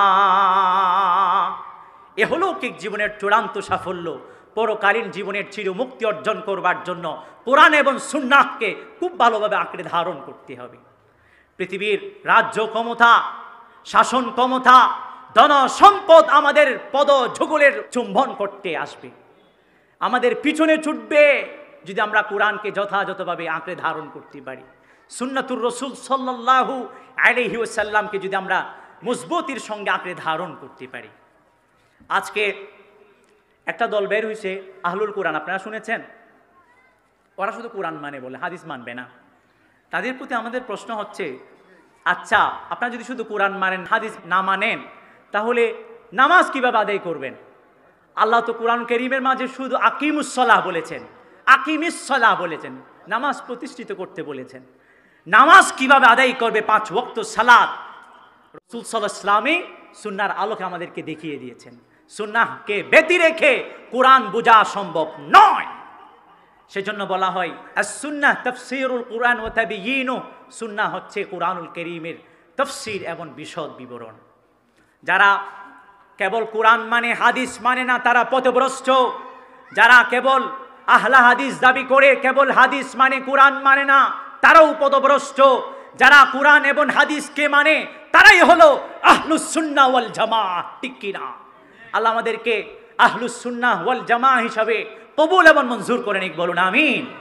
মুসলিম উম্মার অধঃপতনের পেছনে ৫ম কারণ হচ্ছে ভ্রাতৃত্ববোধ। আমরা কি কাকে বলে জানি না, ভুলে গিয়েছি।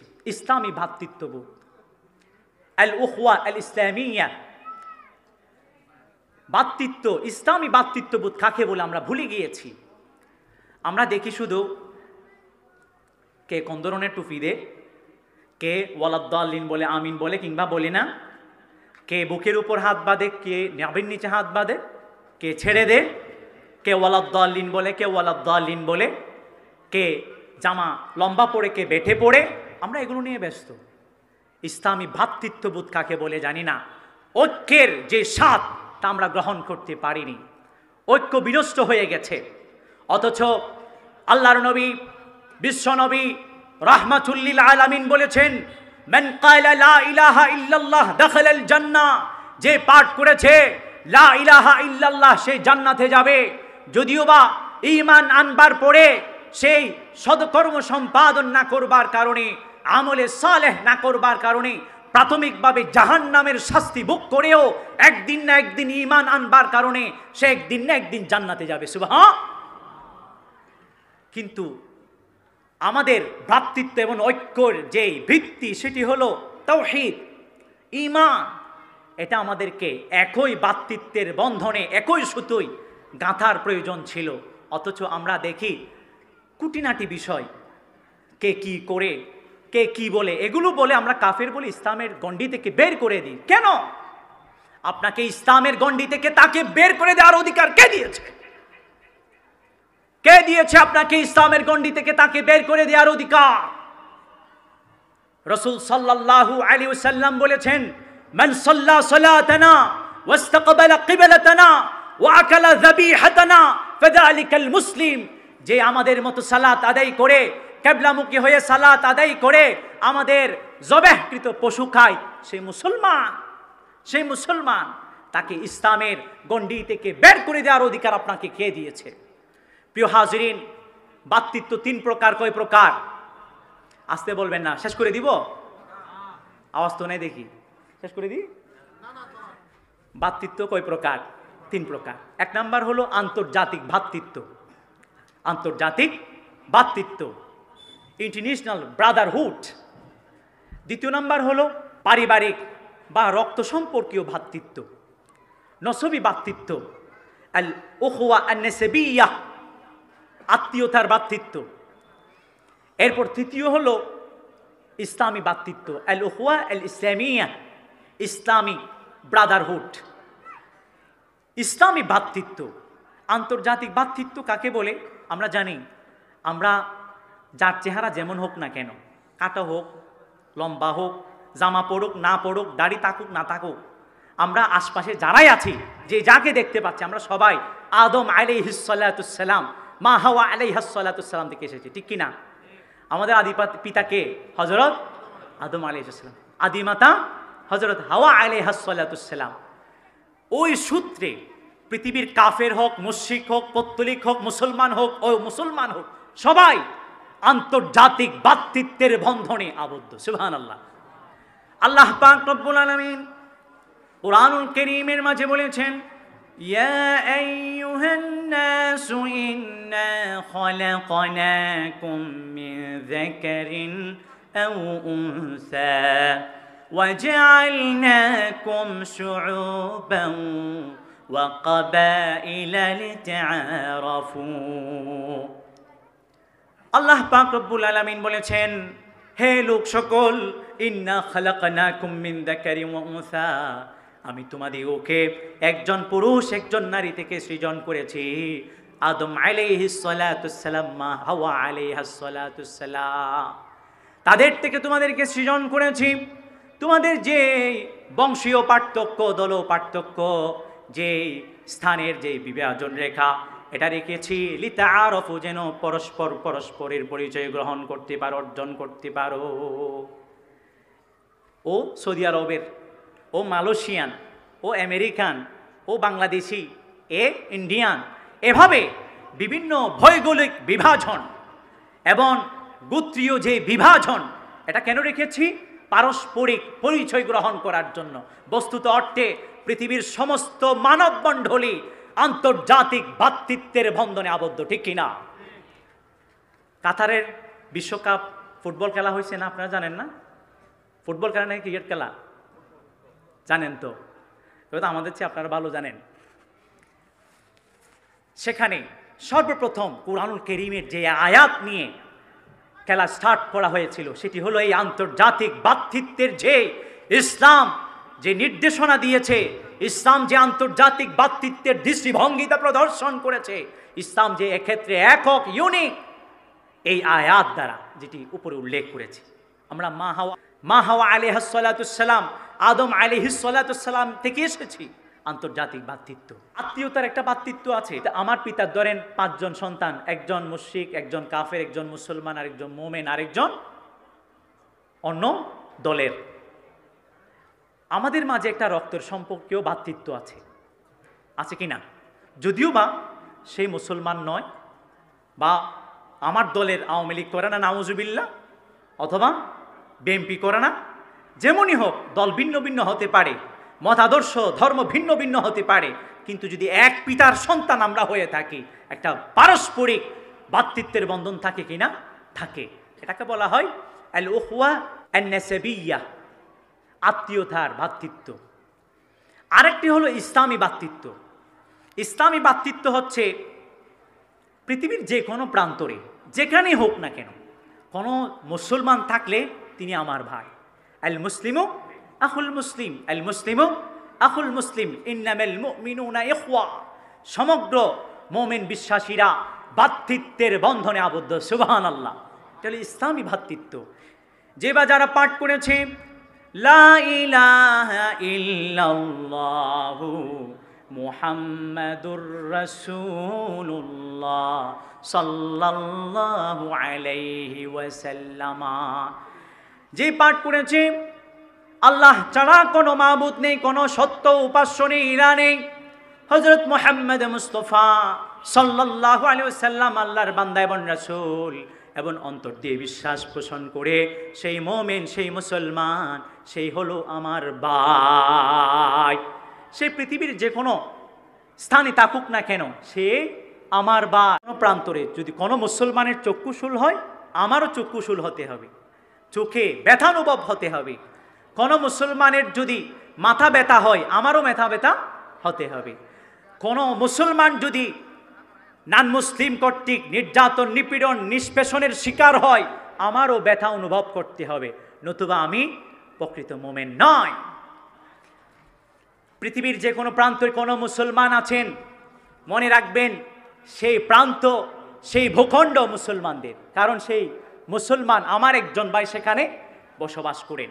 আল্লামা ইকবাল চমৎকার বলেছেন, চিনো আরব হামারা, হিন্দু সেতা হামারা, মুসলিম হে হম ওতন হে सारा जहां हमारा, तौहीद की अमानत सीनों में ही हमारे, आसानी ही मिटाना नामो निशा हमारा, आसानी ही मिटाना नामो निशा हमारा।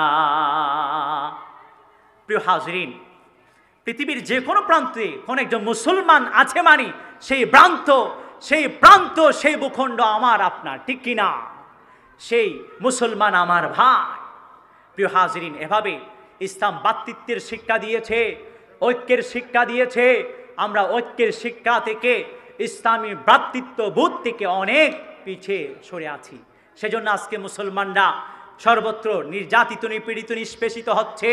আজকে যদি পুরো পৃথিবীর সমগ্র মুসলমান ইসলামী ভ্রাতৃত্বের বন্ধনে একত্রিত হয়ে যে সমস্ত অমুসলিম কাফের মুশরিক পৌত্তলিকরা ইসলামের বিরুদ্ধে ষড়যন্ত্রের জাল বুনে, তাদের বিরুদ্ধে যদি আমরা ঐক্যবদ্ধভাবে বলিষ্ঠ কণ্ঠ উচ্চারণ করতে পারি, তারা লেজ গুটিয়ে পালাতে বাধ্য হবে, ঠিক কিনা?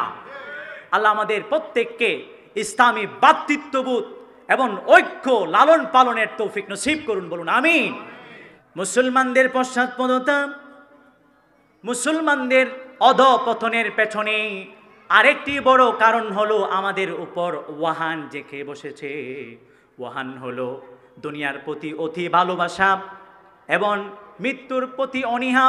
আল্লাহর নবী, বিশ্ব নবী রাহমাতুল লিল আলামিন বলেছেন, এমন একটি সময় আসবে যখন বুঝকরা যেমন সামনে পাত্র রেখে সবাই ঐক্যবদ্ধ হয়ে খুব গভীরভাবে আহার্য গ্রহণ করে পৃথিবীর সমস্ত কাফের, মুশরিক, পৌত্তলিক, ইহুদি, খ্রিস্টান, অমুসলিম শক্তি, কুফরি শক্তি একত্রিত হয়ে মুসলমানদের বিরুদ্ধে এভাবে ষড়যন্ত্রে লিপ্ত হবে। সাহাবা ইকরাম জিজ্ঞাসা করলেন, ইয়া নবী আল্লাহি ওয়া ইয়া রাসূলুল্লাহি সাল্লাল্লাহু আলাইহি ওয়াসাল্লাম, তখন আমরা সংখ্যায় কম হব নাকি? নবীজি সাল্লাল্লাহু আলাইহি সাল্লাম বলেছেন, না, তখন তোমরা সংখ্যাধিক্য হবে, তোমাদের সংখ্যা অধিক হবে এখনের তুলনায়। কিন্তু তখন তোমাদের ওয়াহান জেঁকে বসবে, তোমাদের যে ভয়, ভীতি, ত্রাস কাফেরদের অন্তর থেকে তা উঠিয়ে যাবে। তোমরা তখন হবে প্লাবনের যে সমস্ত ময়লা আবর্জনার মতো অস্তিত্বহীন হয়ে যাবে, তোমাদেরকে ওয়াহান জেঁকে বসবে। সাহাবে একরাম বুঝলেন না ওয়াহান কাকে বলে। নবীজি সাল্লাল্লাহু আলাইহি সাল্লামকে প্রশ্ন করে চললেন, ইয়া নবী আল্লাহ ওয়া ইয়া রাসূলুল্লাহ মাল ওয়াহান, ওয়াহান কাকে বলে? বিশ্ব মানবতার কাণ্ডারি, নিখিল বিশ্বের কল্যাণ আশীর্বাদের মর্থ প্রতীক বিশ্ব নবী হযরত মুহাম্মদ মুস্তাফা সাল্লাল্লাহু আলাইহি সাল্লাম উত্তর প্রদান করেছিলেন, হুব্বুদ দুনিয়া ওয়া কারাহিয়াতুল মাউত। ওয়াহান হচ্ছে দুনিয়ার প্রতি ভালোবাসা এবং মৃত্যুর প্রতি অনাকাঙ্ক্ষা, অনীহা, মৃত্যুর ভয়। আজকে দুনিয়ার ভালোবাসা আমাদের কম আছে নাকি? একটা হাদিস আছে, রাসূল সাল্লাল্লাহু আলাইহি ওয়াসাল্লাম বলেছেন, যদি কোনো বনি আদমের একটা স্বর্ণের পাহাড় থাকে, সেই চাইবে তার কখন আরেকটি স্বর্ণের পাহাড় হয়।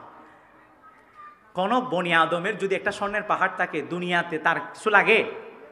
তার 14 গোষ্ঠীকে শেষ করতে পারবে না। বনি আদমের লোভ, লালসা, দুনিয়ার প্রতি ভালোবাসা এত বেশি, প্রাবল্যতার প্রতি ভালোবাসা এতই বেশি। আল্লাহ পাক রব্বুল আলামিন কুরআনুল কারীমের সূরাতুল তাকাসুরে বলেছেন, আল্লাহকুমুত তাকাসুর হাত্তা যুরতুমুল মাকাবির, আধিক্যতা প্রাচুর্যতা তোমাদেরকে প্রগ্রাসিত করেছে। এই আধিক্যতা, প্রাচুর্যতা, লোভ লালসা যতদিন না পর্যন্ত কবরে যাও ততদিন পর্যন্ত শেষ হবে না। কবরের মাঠে মুখে ঢুকতে হবে, তখন লোভ লালসা শেষ হবে। মৃত্যুর কথা ভয়। এক সময় সাহাবে কিরাম এমন ছিলেন, স্ত্রীর সঙ্গে সহবাস করেছেন, গোসল করবার পর্যন্ত সময় হয়ে ওঠেনি, জিহাদের ডাক এসেছে, ওই মুসলমান সাহাবী ঘর থেকে বেরিয়ে পড়েছেন জিহাদ করবার জন্য। কেমন ছিলেন তারা? আজকে আমরা কোথায়? আমরা পশ্চাৎপদ না হয়ে, আমরা অধঃপতনের শিকার না হয়ে কে বা কারা হবে? প্রিয় হাজরিন, তাহলে মুসলমানদেরকে ওয়াহান ঝেঁকে বসেছে। এটা মুসলমানদের অধঃপতন এবং পশ্চাৎপদতার পেছনে বড় কারণ। এরপরে মুসলমানদের অধঃপতনের পেছনে বড় একটি কারণ হচ্ছে, আমরা সাহাবায়ে কেরামের দুটি বড় বড় গুণ ধারণ করে রাখতে পারিনি। যদি ধারণ করে রাখতে পারতাম, আজকে আমরা অবশ্যই বিজয়ী বেশে বুক টান টান করে মাথা উঁচু করে দাঁড়াতে পারতাম। আল্লাহ পাক রব্বুল আলামিন কুরআনুল কারীমের সূরাতুল ফাতহের 28তম আয়াতে স্পষ্ট রূপে বলেছেন, হুয়াল্লাযী আরসালা রাসূলাহু বিল হুদা ওয়া দীনিল হাক্কি লিইয়ুযহিরাহু আলাদ-দীনি কুল্লিহি ওয়া কাফা বিল্লাহি শাহীদা। আল্লাহ পাক রব্বুল আলামিন বলেছেন, তিনি তো সেই সত্তা যিনি তার রাসূলকে সত্য ধর্ম সহ, সত্য গ্রন্থ সহ প্রেরণ করেছেন, ইসলামকে অন্যান্য সকল মতাদর্শ, সকল ধরনের জীবন আদর্শ, সকল ধরনের ধর্মের উপর ইসলামকে উড্ডীন করবার জন্য, সমুন্নত করবার জন্য। মুহাম্মাদুর রাসূলুল্লাহ, মুহাম্মদ সাল্লাল্লাহু আলাইহি ওয়াসাল্লাম হলেন আল্লাহর রাসূল। ওয়াল্লাযীনা মাআহু আশিদ্দাউ আলাল কুফফারি রুহামাউ বাইনাহুম। মুহাম্মদ সাল্লাল্লাহু আলাইহি ওয়াসাল্লামের সঙ্গে যে সমস্ত সাহাবে কেরাম আছেন, মুহাম্মদ সাল্লাল্লাহু আলাইহি ওয়াসাল্লাম সহ সাহাবে কেরামদের বিশেষ দুটি বড় বড় গুণ। আশিদ্দাউ আলাল কুফফার রুহামাউ বাইনাহুম, কাফেরদের বিরুদ্ধে তারা কঠোর, রুহামাউ বাইনাহুম, মুসলমানরা পরস্পরে হৃদ্যতের চাদরে যেন আবৃত। ভ্রাতৃত্ব, হৃদ্যতা, ভালোবাসার সেতু বন্ধনে আবদ্ধ। এই দুটি গুণ আমরা ছেড়ে দিয়েছি, এজন্য আমরা অধঃপতনের শিকার। আজকে দেখবেন যে সমস্ত বড় বড় স্কলারগুলো আছে, দাড়িও আছে, টুপিও আছে, সব ঠিকঠাক, আমার চেয়ে আরো সুন্দর, টুপি আমার চেয়ে আরো বড়, জুব্বা আমার চেয়ে আরো লম্বা, কিন্তু তারা ইহুদি খ্রিস্টানদের দালালি করে পশ্চিমা বিশ্বের 5-8টা গোলাম অনেক আছে, কিন্তু মুসলমান নিজেকে পরিচয় দেয়। দেখবেন মুসলমানদের যে সমস্ত বড় বড় নেতাগুলো আছে, তারা পশ্চিমা বিশ্বের 5-8টা গোলাম। অনেক নেতা আছে, আপনারা জানেন, দাড়িও আছে, টুপিও আছে, মসজিদুল হারামাইনের মতো একটা পবিত্র স্থানের যিনি দেখাশোনা করেন, কিন্তু পশ্চিমা বিশ্বের 5-8টা গোলাম। এভাবে আমরা দেখতে পাই যে মুসলিম উম্মাহ অধঃপতনের শিকার হচ্ছে আশিদ্দাউ আলাল কুফফারের যে গুণ, এটাকে হারানোর কারণে। একইভাবে হৃদ্যতা আমাদের মাঝে এখন নেই। আমরা পরস্পরকে শত্রু ভাবি, অথচ মুসলমান বলতে সে আমার ভাই। আল মুসলিমু আখুল মুসলিম, এই ভ্রাতৃত্ব এবং এই ভ্রাতৃত্বের বন্ধন অবশ্যই আমাদেরকে বিশ্বাস করতে হবে। এই ভ্রাতৃত্বের বন্ধন আমাদেরকে মজবুতির সঙ্গে ধরে রাখতে হবে। প্রিয় হাজরিন, মুসলমানদের অধঃপতনের পেছনে আরেকটি বড় কারণ হচ্ছে আমরা ধর্মীয় শিক্ষা থেকে দূরে, ধর্মীয় শিক্ষা থেকে অনেক দূরে, যুজন মাইল দূরে। আমরা জানি বাংলাদেশ সহ পৃথিবীর মাঝে যত কান্ট্রিজ আছে, সবখানে দুই ধরনের শিক্ষা ব্যবস্থা চালু আছে, জাগতিক শিক্ষা, ধর্মীয় শিক্ষা। জাগতিক শিক্ষা প্রদান করা হয় স্কুল, কলেজ, ইউনিভার্সিটিগুলোতে, ধর্মীয় শিক্ষা প্রদান করা হয় মাদ্রাসাগুলোতে। পরিপূর্ণরূপে ধর্মীয় শিক্ষা প্রদান করা হয় আলিয়া হোক কওমি হোক মাদ্রাসাগুলোতে, স্কুল কলেজ ইউনিভার্সিটিগুলোতে প্রদান করা হয় না।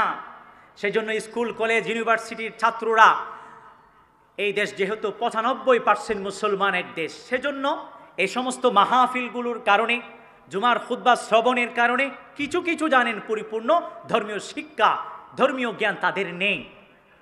সেজন্য আমরা আজকে মুসলমানরা অধঃপতনের শিকার। বলতে পারেন কারণ কি? কারণ হচ্ছে যেহেতু আমার অমুক ভাই তমুক ভাই যে কলেজে পড়ে, যে ইউনিভার্সিটিতে পড়ে, স্কুলে পড়ে, ধর্মীয় শিক্ষা না থাকবার কারণে সেই ইহুদি খ্রিস্টানদের চক্রান্তের শিকার হয়ে যায়। খ্রিস্টানরা অনেক সময় নানা ধরনের সুবিধার কথা বলে, শিক্ষার কথা বলে, চিকিৎসার কথা বলে, নানা ব্যানারে মুসলমানদেরকে খ্রিস্ট ধর্মে দীক্ষিত করবার সেই মিশন চালু করেছে। কিন্তু আমাদের মুসলিম ভাইগুলো ধর্মীয় শিক্ষা না থাকার কারণে, মুসলিম বোনগুলো ধর্মীয় শিক্ষা না থাকার কারণে এভাবে ইসলাম ছেড়ে নাউজুবিল্লাহ মুরতাদ হয়ে খ্রিস্ট ধর্মে দীক্ষিত হয়ে যাচ্ছে। নাউজুবিল্লাহ। আপনারা খবর নিয়ে দেখেন, মালুম গার্ড জানেন, পার্বত্য চট্টগ্রাম নিয়ে ইহুদি খ্রিস্টানদের সেই বুনিত ষড়যন্ত্র বাস্তবায়ন হতে দেওয়া হবে না। তারা বড় বড় ধরনের স্বপ্ন দেখে পার্বত্য চট্টগ্রাম নিয়ে তারা এটা খ্রিস্টানদের আঁকড়া বানাতে চায়। আমরা 1 ইঞ্চি জমিনও ছাড়বো না, ঠিক কিনা? শুধু তারা নয়, বিশ্বের যে কোনো শক্তি যদি চাই, সেন্ট মার্টিন কেন, আমাদের দেশের 1 ইঞ্চি জমিন আত্মসাৎ করবার জন্য 1 ইঞ্চি জমিনও দেওয়া হবে না। আমরা বিশ্বাস করি আমাদের দেশের প্রত্যেকটা ইঞ্চি ইঞ্চি মাটি সোনার চাইতো কাটি, ঠিক কিনা? 1 ইঞ্চি জমিনও ছাড়বো না।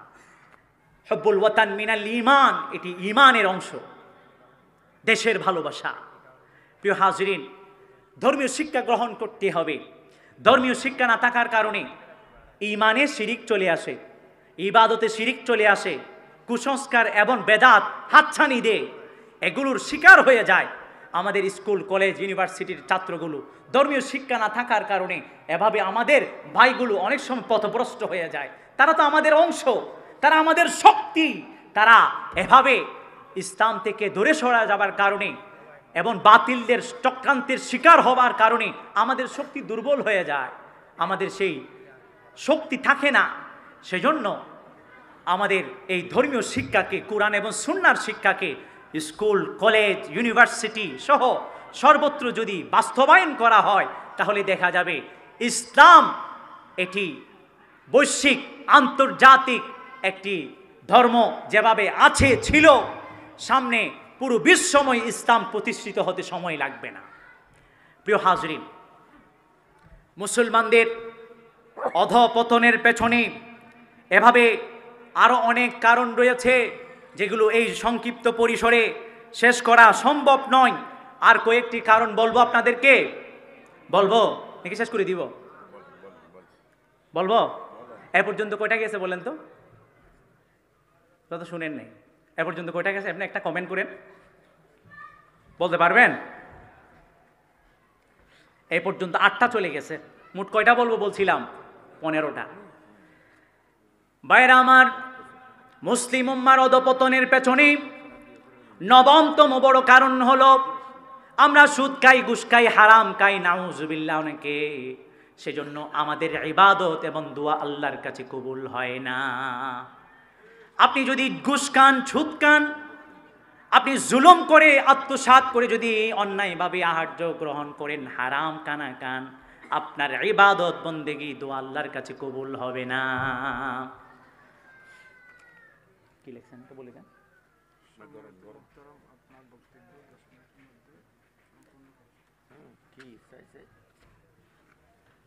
প্রিয় হাজরিন, ইবাদত আল্লাহর কাছে কবুল হওয়ার জন্য 4টা শর্ত। 1 নম্বর শর্ত হলো ঈমান।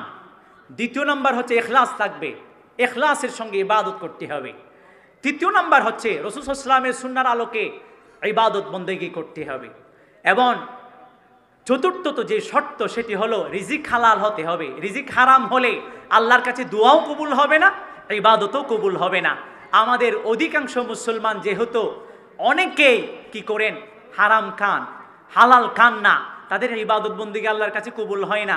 এদিকে তারা ইসলাম থেকে, ঈমান থেকে বেরিয়ে যাবার কারণে কাফেরদের দল ভারী হয়ে যায়, মুসলমানদের দলটা ছোট হয়ে যায়। প্রিয় হাজরিন, তাদের দোয়া কবুল হয় না। আজকে এমন অনেক মানুষ কম দেখবেন, অনেক কম দেখবেন যাদের রিজিক হালাল, কোনো না কোনোভাবে হারাম যেন আমাদেরকে আচ্ছন্ন করে নেয়। আল্লাহ আমাদের সবাইকে মাফ করুক, বলুন আমিন। নবীজি সাল্লাল্লাহু আলাইহি ওয়াসাল্লাম বলেছেন, ইন্নাল্লাহা তাইয়্যিবুন লা ইয়াকবালু ইল্লা তাইয়্যিবা। আল্লাহ নিজে পবিত্র, অপবিত্র কোনো কিছু তিনি গ্রহণ করেন না। নবীজি সাল্লাল্লাহু আলাইহি ওয়াসাল্লাম বলেছেন, মুমিনদেরকে সেই বিষয়ে নির্দেশ দেওয়া আছে, মুরসালিন তথা নবী রাসূলগণকে যে বিষয়ে নির্দেশ দেওয়া হয়েছে, আর সেই বিষয় হলো রিজিক হালাল করা, হালাল রিজিক ভক্ষণ করা, হালাল আহার্য গ্রহণ করা। প্রিয় হাজরিন, একইভাবে মুসলিম উম্মার অধঃপতনের পেছনে বড় একটি কারণ হলো, আমরা জানি সাহাবে ক্রামের ইতিহাস। সাহাবে ক্রাম শরীর চর্চা করতেন, ফিজিক্যাল এক্সারসাইজ করতেন, তারা মার্শাল আর্ট শিখতেন, তারা জিম করতেন। আজকে যারা জিম করে অনেকে নিন্দা করেন, কেন?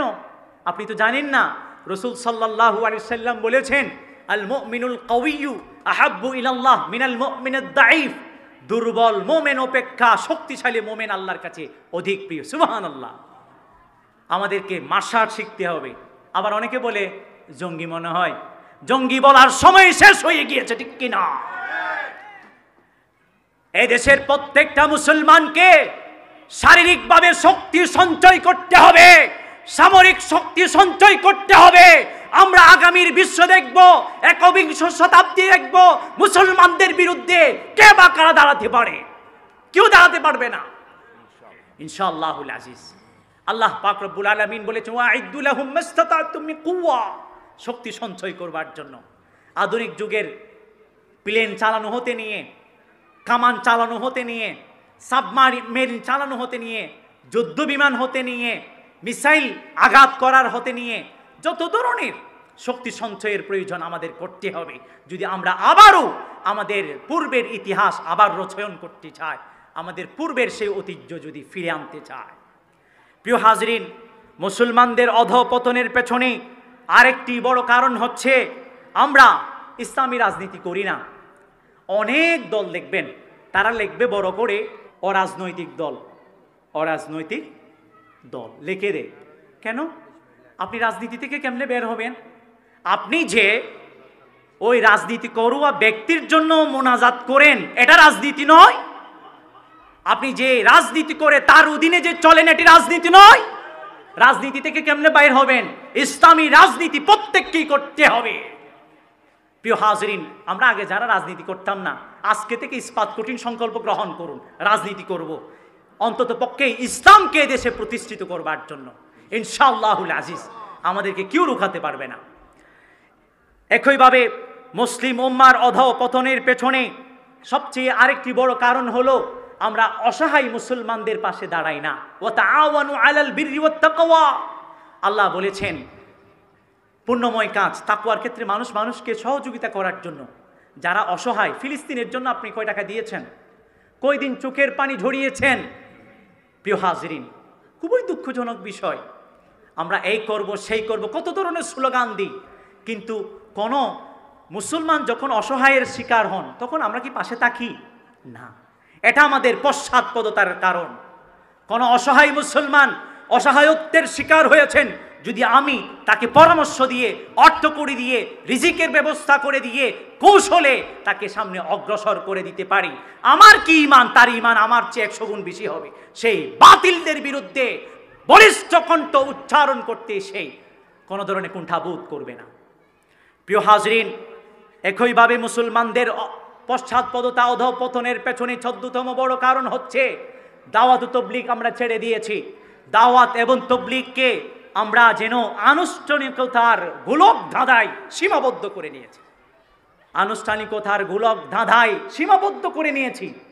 আমরা অনেকে মনে করি দাওয়াত ও তবলিগ, তবলিগ মানে 3 দিন, 4 দিন 40 দিন না।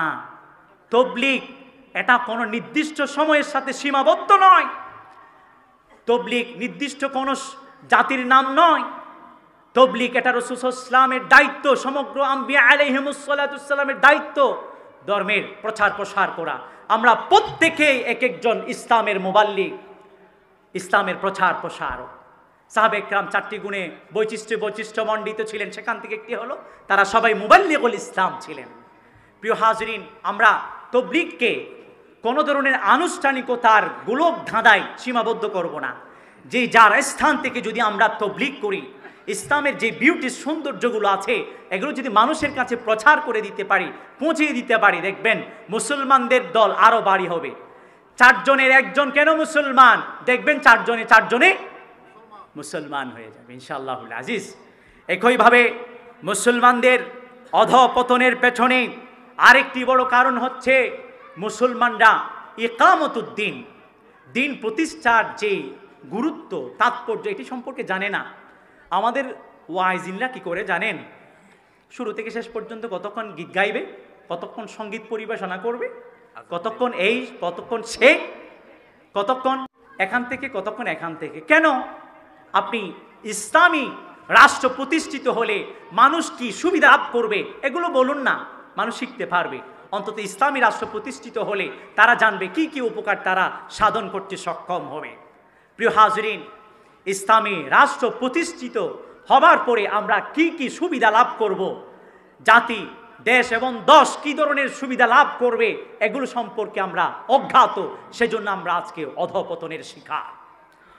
একইভাবে আমাদের যুব সমাজকে গুণে ধরেছে। আমাদের যুব সমাজ আজকে অধঃপতনের অতলে তলিয়ে যাচ্ছে। তারা নানা ধরনের চক্রান্তের শিকার। প্রিয় হাজরিন, সকল ধরনের অশুভ শক্তি নানা ওয়ে আমাদের যুব সমাজকে ধ্বংসস্তূপে পরিণত করবার জন্য কাজ করে যাচ্ছে। আমাদের যুব সমাজ আধ্যাত্মিকভাবে, মানসিকভাবে, শারীরিকভাবে, ধর্মীয়ভাবে, নানাভাবে, নৈতিকতার দৃষ্টিকোণ থেকে, চারিত্রিক দৃষ্টিকোণ থেকে অবক্ষয়ের শিকার।